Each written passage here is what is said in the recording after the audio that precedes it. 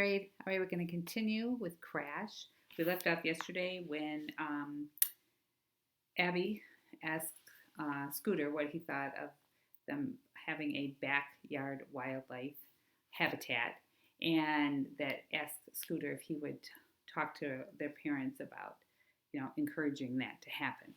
So uh, we will continue with chapter 22, October 22nd. My grandfather came to two practices this week. Not Webb, not anybody can say that. The other 2 days he was with Abby after school. And of course, he was at our game with Donner. They were a lot better than Hillside East. They beat us 27 to 19. I figured it served the coach right for making me sit out the first quarter. Once I got in, I scored all three TDs. After each one, I pointed to Scooter in the stands and said to myself, "Take that, Webbs." Actually, I was kind of surprised that Webb showed up for his cheerleading duties today. This morning, as Mike and I were heading to homeroom, we came on a whole mob of kids laughing and whistling in the hallways. We nosed our way in. The target was somebody's locker, and it didn't have to take a genius to figure out whose locker it was. Taped onto the door was a sign saying Sissy Boom Ba, and hanging on the clamp of the padlock was a lacy black bra. Mike laughed. "Looks like the whole school's taking over our job for us." I didn't really care. My mind wasn't on Webb today. It wasn't even on the game with Donner. What it was on was the school dance tonight and Jane Forbes. I hoped she would be there, and she was. We've been in school for over a month now, and she hasn't said two words to me. When I ask her a question, she nods or grunts or pretends she doesn't hear. When I wave and say hi in the hallway, she walks by with her nose in the air. And every time she does it, I get a little madder. And I like her a little bit more. Is that crazy or what? I walked to the dance with Mike. He kept smirking at me. "You love her." "Yeah, right," I would say. "If you spell love Hate, you love her. If she was a guy, I would have clubbed her a long time ago." His smirk doubles, and he gets into my face and almost in a whisper says, "But she ain't a guy." I cruised the sidelines of the dance floor with DeLuca and Brill and some of the other footballers.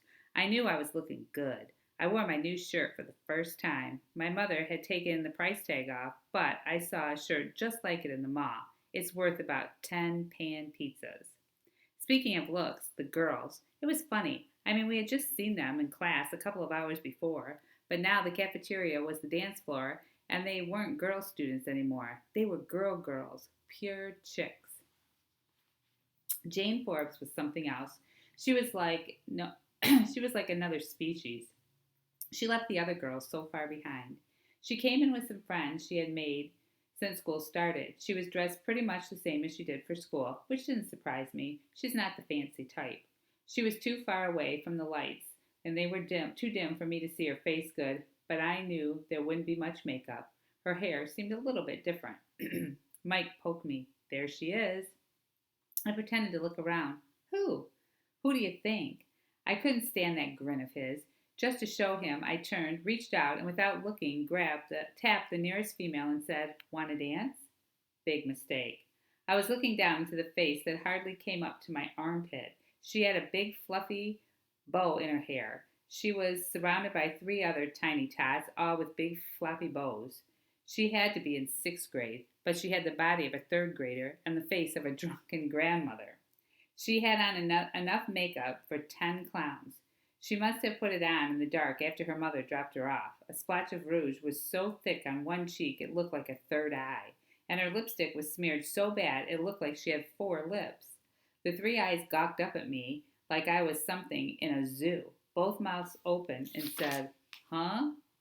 Behind me, the guys were squeaking with held in laughter. Somebody was nudging me closer to the girl. I was getting mad at them, at the girl. "Never mind," I said. But at the same time, and louder, Mike butted in. He said, "Do you want to dance?" I cranked up a grin while I rammed my elbow back into my best friend's chest. Meanwhile, the girl's friends were squealing and pressing into her. One of them said, "Dawn, he wants to dance with you." Another one whispered, "Are you going to?" They were all looking from her to me and me to her. Two of Dawn's eyes kept blinking at me. Then her mouth opened again and let go into its second syllable of the night. "No."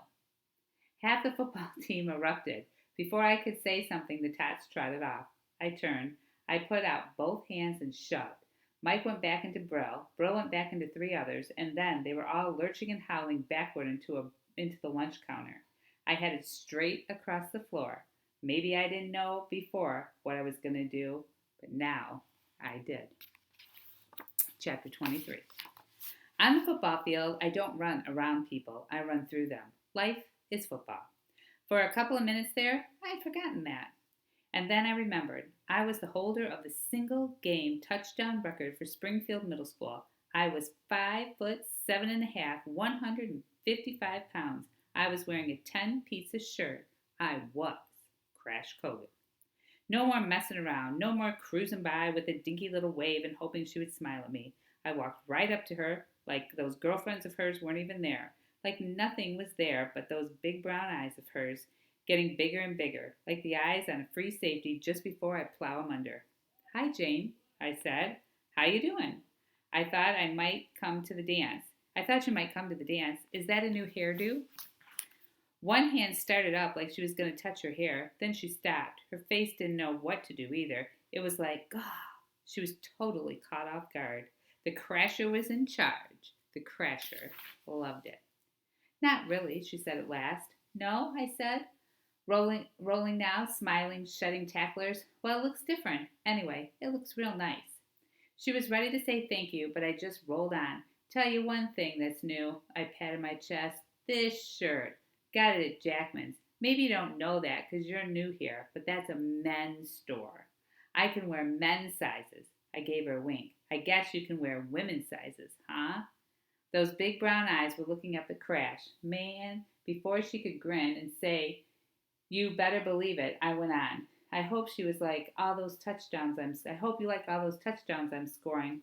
Tell you what, next game, my first TD, that will be for you, okay?" I was remembering how the big time jocks in high school and college get all the girls they want, and I was thinking, hey, it's true. And I wanted to say, "I really like how you hardly wear any makeup," but I didn't know how to say it, at least with words. But my hand knew how to do it. My hand was reaching out to say it, to touch that perfect, unmade up face, the most beautiful face I ever saw. My fingertips never reached her cheek. She slapped them away. It didn't make sense, so I ignored it. I smiled bigger than ever and took her hand and started towing her away. "Hey, let's dance, okay?" She jerked her hand out of mine, and for the second time in 5 minutes I heard the word no. I said, "Huh?" She jabbed her hands into her hips. She glared. "Who do you think you are?" I grinned. I don't know if I got the words from a movie or what, but there they were. "I'm the answer to your dreams, baby." Stone cold silence, frozen face. For the first time ever, she was looking at me, really looking. And then she laughed. Not giggled, laughed. Her friends laughed. They kept on laughing. Jane had her hand over her mouth.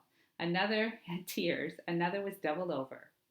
I knew they were laughing at me, but if they thought I cared, they didn't know me. Crash Kogan never, got it? Never gives up. So I just cranked up a chuckle of my own, reached out and took her hand again and headed back out onto the dance floor. This time, when she tried to yank herself free, she couldn't. The grip of iron had her, and then she kicked me right above my heel and my Achilles tendons. My leg buckled. I let go of her. I turned. I was about ready to stop being nice. "Hey," I said, "what are you trying to do? You know what you just did?" I didn't wait for an answer. "You just kicked my Achilles tendons. Do you know that's about the worst thing you can do to a running back? If you snap your Achilles, you're out for a year, minimum, maybe 2 years. And even after that, you may never be the same." I glared at her, letting her sink in. Girls, even cheerleaders, don't know anything about football. They couldn't care less about what it takes to be a pro. She finally said something. "You." Her lips curled, showing her teeth. "Hey, don't do that," I warned her. "It ruins your looks." Her lip went higher. "If you ever touch me again, I'm going to scream and get you kicked out of school." "You ever kick my Achilles again, and you won't have a mouth to scream with," I told her. She looked like she was going to laugh again, but she just gave an unladylike snort and wagged her head. "You are the biggest jerk I've ever met in my life." "Thank you," I said pleasantly. She went rambling on. You think you're so great? I bowed. Thank you. But you're just pathetic. You have a big mouth, you bully people around, you don't care about anybody's feelings. You're just a big, dumb, obnoxious person. I didn't really care about the words. What I cared about was that finally, Jane Forbes was standing still, facing me and talking to me. I think I was about to reach out and take her hand for the third time when you know who shows up. Spiderweb. All right, stop right there. Crash thinks he's quite the man. So we will find out what happens now that Penn has shown up. Talk to you soon.